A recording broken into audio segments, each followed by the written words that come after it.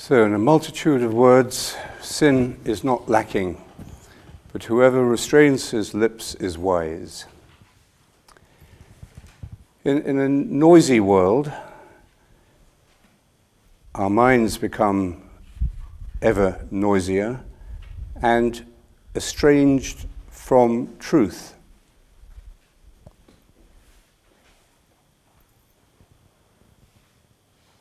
From the truth that is wisdom. And we live in a post-truth world now, pretty obviously, because we are so noisy, we cannot hear the silence. The White House, the press conferences at the White House become great entertainment. The surreal entertainment. And the American satirical programs that try to, make fun of them have a challenge because they're so funny and absurd in themselves that it's difficult to make fun of them. So, not surprisingly, now the White House is not holding televised or audio press conferences anymore. They don't want it. They don't want the answers to the journalists' questions to be recorded. So, post-truth world, and any critical questioning is met with very aggressive responses. And truth, in an ordinary sense, getting at the facts, it's not entirely what truth is about, but spiritually speaking, but truth in the common sense is found through questions and answers, and cross-questioning, and definition of words. And all of that is problematical in a post-truth world. And so whenever there are any critical questions, searching questions, they are attacked and dismissed as fake news. So anything you don't like said about you is fake news. False statements are repeated endlessly and shamelessly, even after they've been exposed as false. And eventually, some people who want to believe them, of course, become totally convinced that they are the truth and everything else is fake. So this is some of what we mean by post-truth world, and why it's important that we understand, or try to understand, what truth means and its relationship to silence, and where is that middle point. May be very difficult to find, but that middle point of integrity where we can speak about the truth and we can speak of the truth. There is, of course, a fake silence as well. The silence of denial, just continuously denying something that is right in front of you. But continue to deny it, you will eventually bring it to silence, a fake silence. Or repression, either violent or psychological repression, or simple evasion of the truth, which we are very familiar with in most political culture today, where we don't expect politicians to answer the question that they're actually answered. They never, or very, very rarely, even try to answer it. The skill is in avoiding the question. So we can very easily see the difference between false and truthful silence through the fruit that it bears. Good trees bear good fruit. Rotten trees bear rotten fruit.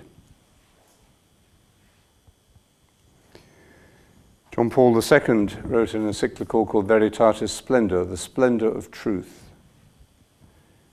He said, the splendor of truth shines forth in all the works of the creation, of the Creator.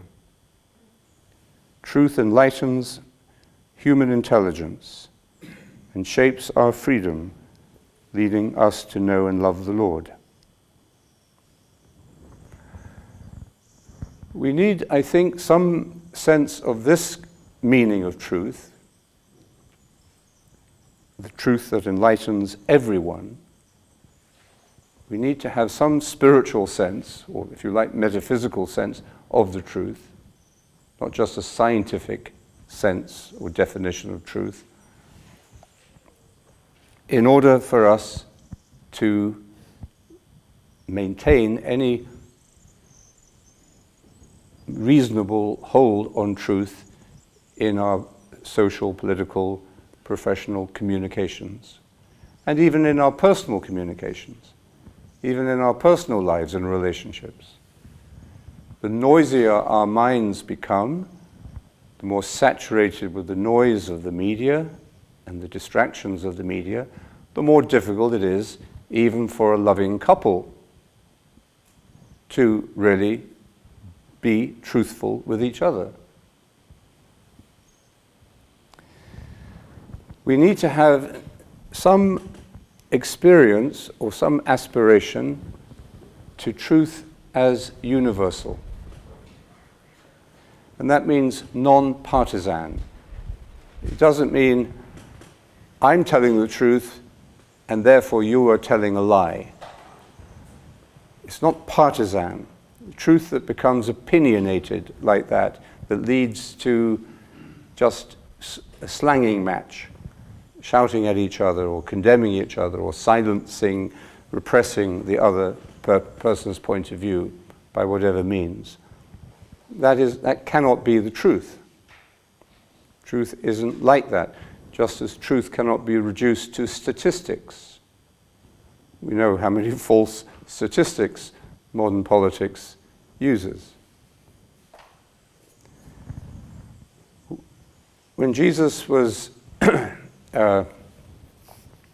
being tried by Pontius Pilate, and Pilate had some intuition that this was an unusual person, and he says to him, who are you?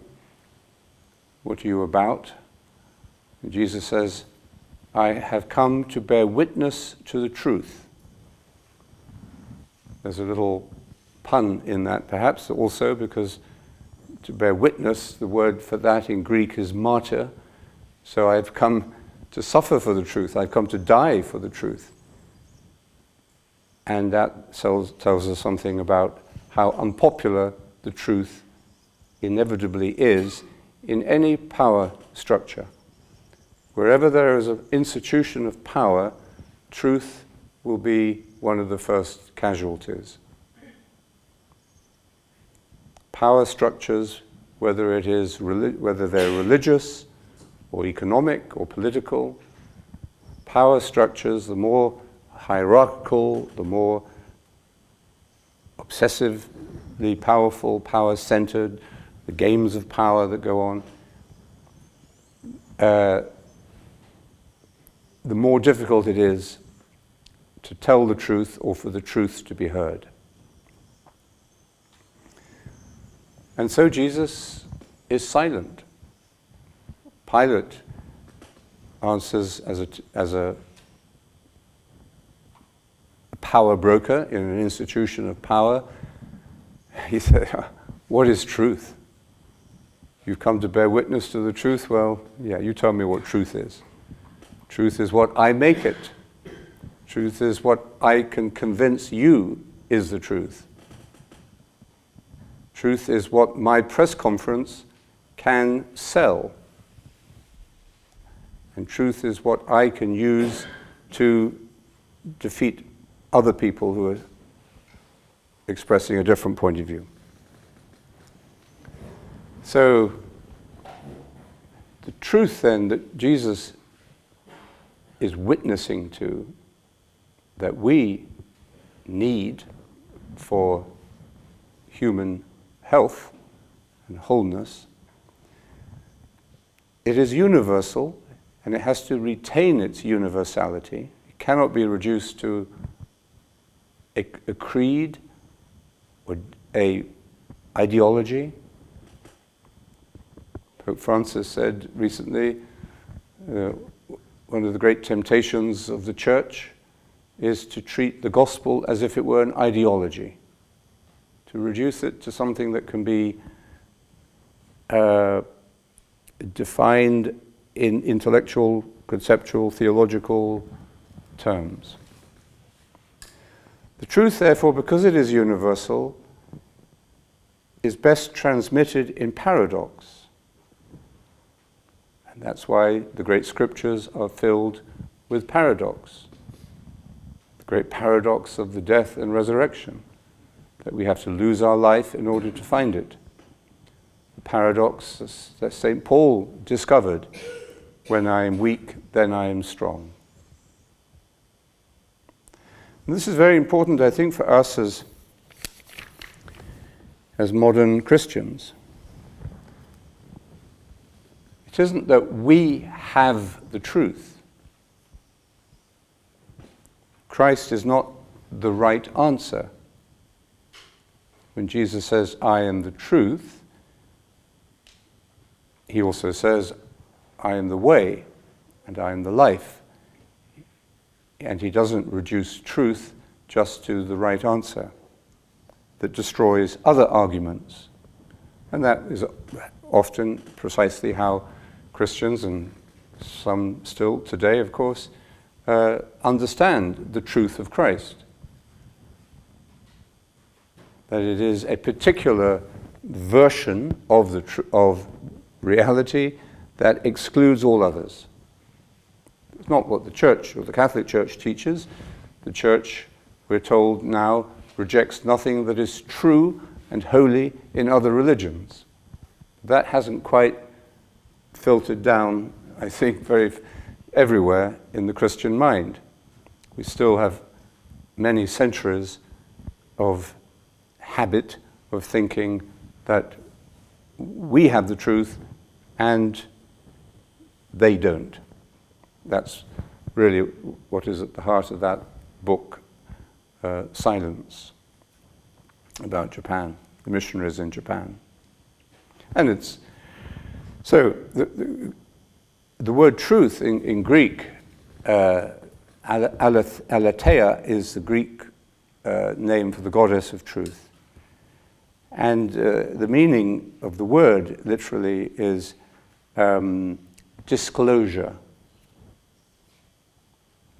or something that is being revealed, something that is opening, a clearing in a forest.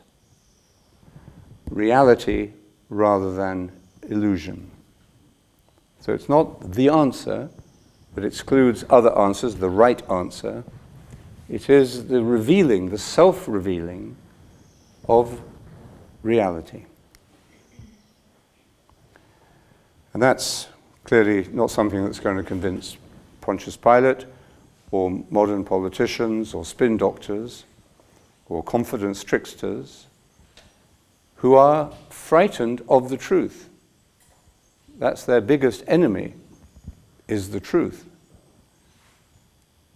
And that's why they try to dress up like the truth.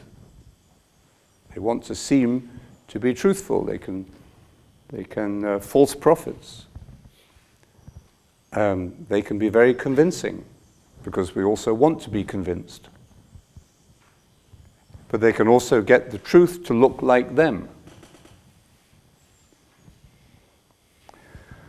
And this gives rise to the great danger of what in Sanskrit is called maya, which is often translated as illusion. But the word actually means literally the measurer, the one that measures.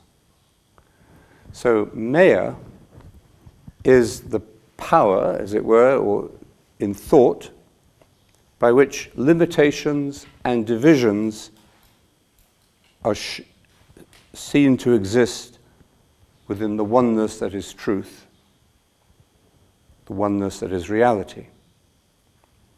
So, we see the world, reality, in parts, in divisions. This is how the left hemisphere of the brain works, of course, analytical. We break things down. The right hemisphere of the brain, the wiser one, contemplative one, sees things as a whole, sees things as connected, flowing together. The left hemisphere of the brain reduces them to its parts, reduces the universe to a mechanical system, which has advantages. You can solve a lot of illnesses that way, and you can build a lot of bridges that way. But it misses the full truth. So Maya is what we associate with relativity or with duality. It's a certain way of seeing and experiencing the world that is very seductive, because it offers us the possibility or the illusion of having control over the world. Divide and rule. We can rule this world provided we can control the bits and pieces that we divide it up into. In Christ, St. Paul says, there is neither Jew nor Greek, neither male nor female, neither slave nor free. So all of the major distinctions that we make about humanity, even the big one of gender, interestingly enough, gender identity is being reconsidered in Western culture a lot today. But all the ways in which we divide up the world, socially, economically, sexually, in Christ, these compartments and divisions don't exist. So here is a paradox. We can't deny in some way, of course, that there are male and female people in this room. On the other hand, that perception of duality is that even that one, which is pretty basic, is there a truth in which male and female are united, and that division is no longer operating, it's no longer relevant, it's been transcended. Maya, which is the clinging to those divisions, it seems like common sense, but it's actually a denial of truth, the full truth. Maya is exposed and disempowered through silence. When we really pay attention, when we are really still in front of something, and we really see it rather than looking at it, and we listen to it rather than just hearing it as a noise, if we are truly paying attention to it, then we no longer see it through this filter of illusion, of Maya. Maya is like magic. It's very attractive. It's like a TV show, like Game of Thrones. Very absorbing. The surface play of wonderful and entertaining and moving forces. it's very seductive, as is the world in the language of the New Testament. The world is maya. It's not the physical world, it's not sexuality, it's not a false condemnation of anything that isn't religious. That's not what the world means in St. John or in the especially. The world refers really to this maya. Do not love the world or anything in the world. If anyone loves the world, the love of the Father is not in them. Everything in the world, the desires of the flesh, desires of the eyes, and the pride of life, is not from the Father, but from the world. The world is passing away along with all its desires. Well, talk about translation and interpretation. Those words can be very easily twisted, very easily misinterpreted, to mean that you are only really good when you're in church and obeying what the pastor is telling you. Because that's the world out there. That's how the church has often presented itself as opposed to the world, what it defines as the world. But what a terrible world it would be if that were true. So we have to think deeply and understand clearly what St. John means by the world and the desires of the flesh. It doesn't mean sex is bad, or enjoying your food or your wine is bad. Or desires of the eyes. It doesn't mean that aesthetic pleasure is bad, or looking at a beautiful body is bad, or looking at a beautiful landscape is bad. Or the pride of life. Well, the natural exuberance and pride of an athlete or something like that, or an artist in producing a great work. It's not that is bad in itself. It's when we perceive reality only through the dualistic and divided prism of Maya. Silence lifts us out of that, or dissolves that filter. And then, like Simone Weil, we can say creation is the silence of God.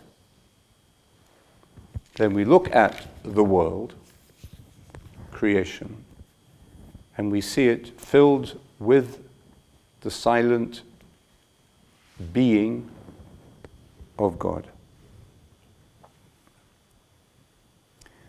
So there's a huge danger here of misinterpretation, of our words getting the better of us and translation being not updated. Religious people tend to be very conservative and cling to their old forms. And that's one of the great dangers. We don't move with the times. So we need to retranslate, we need to reinterpret continually. And the only thing that gives us the energy and the clarity to do that is silence. John Main used to say we need a new language to express the Christian truth. But that new language must come out of the experience of silence, contemplative consciousness. This means that we're not consuming what we see or listen to. We're not consumers. We're not possessing. We're tasting, we're enjoying, and we're letting go. There's a great poem by William Blake. He who kisses the joy as it flies lives in eternity's sunrise. He who binds to himself a joy does the winged life destroy. So we are capable of this healthy, detached attachment. When we use the word detached or detachment, it often sounds something cold and rejecting. We are detached from the world, so we keep a distance from it. We don't touch, we don't smell, we don't enjoy. It's dangerous. But that is equally false as the opposite, trying to possess it. So what we need is, of course, a detached attachment. We have to love the world, but really love it. That's what detached attachment means. The opposite of possessive attachment. And by their fruits you will know them. The fruits of detached attachment is happiness, kissing the joy as it flies, peacefulness, and generosity, the ability to share. And the fruits of possessive attachment are anxiety, fear of losing, and clinging.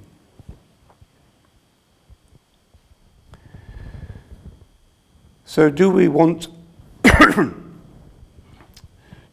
to create a space for silence in our lives? The more we look at the world, the noisy world, and our noisy minds, the more people there are, and the more we feel, yes, we probably should.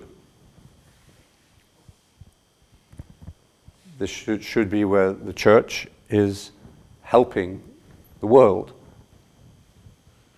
to create the space, to understand the meaning of the space necessary for silence. But we don't do that as isolated individuals, as atomized beings. That would be another form of illusion, of Maya, where we see ourselves as divided and separated from others in a consumer competition. Who can get the bargain first? So if we do want to create a space for silence in our lives, where the truth can be lived and known, we need others. We need an experience of the interconnectedness of being. We need relationship. We need community. We need to develop an environment. Developing a truthful life within a community of love. That's why Jesus calls us to build the church, not as a power structure,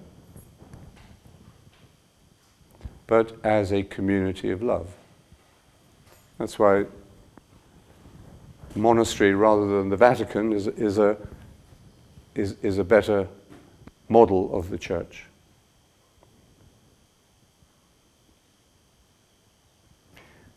And this is always difficult to communicate. I was made aware of it just very recently. I was talking to somebody who said that they thought bon mot was something for an elite. I thought, my God, how did they get that impression? And they had got that impression. I don't know how, by looking at pictures and saying how beautiful this is, or by because I hadn't expressed it properly. And then they said they saw it differently now. They understood what it was for. That it was to be a place of peace for peace. Because the world needs not just one bon mot, but many, many centers where community can be experienced and nourished so that it allows the widest range of people possible to be in the silence of truth. So it's not easy to communicate this. And when you think you've communicated it, you're probably wrong. So we have to decide if we want to create this space for silence in our lives, and then we have to see what we need in order to do it. That will enable us to catch ourselves when we find that we are wasting time, refusing the opportunity for leisure. And life does provide us with opportunities for leisure, rather than opting instead for distraction or just entertainment. To choose leisure rather than entertainment.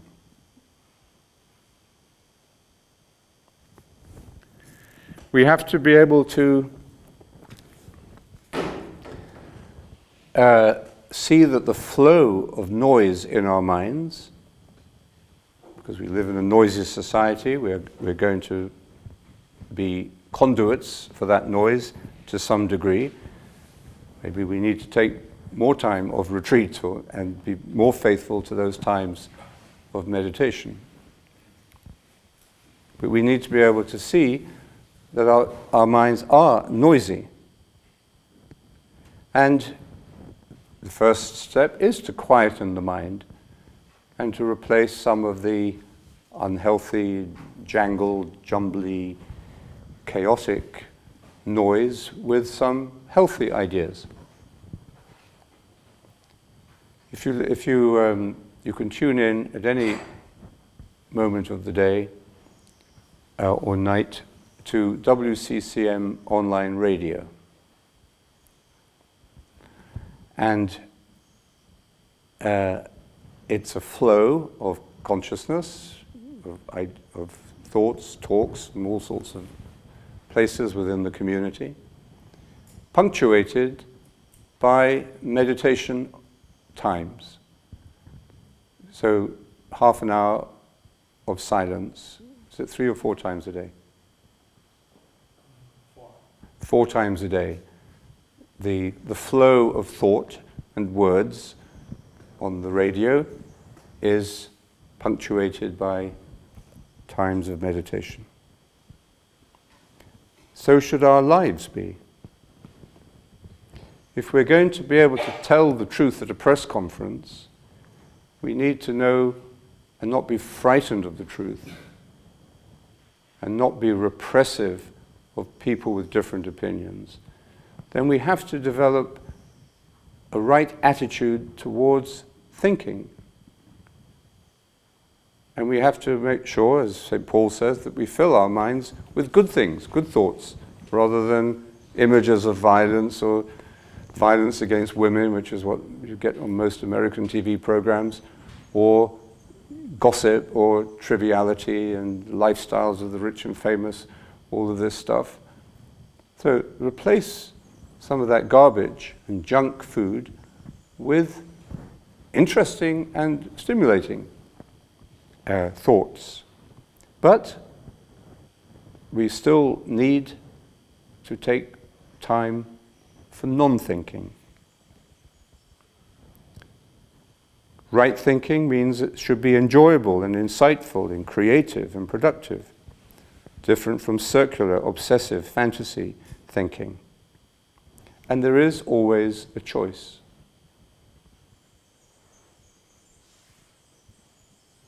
Choice is always there. And meditation is the choice. It's not an obligation, it's not a demand, it's not a rebuke, it's a choice.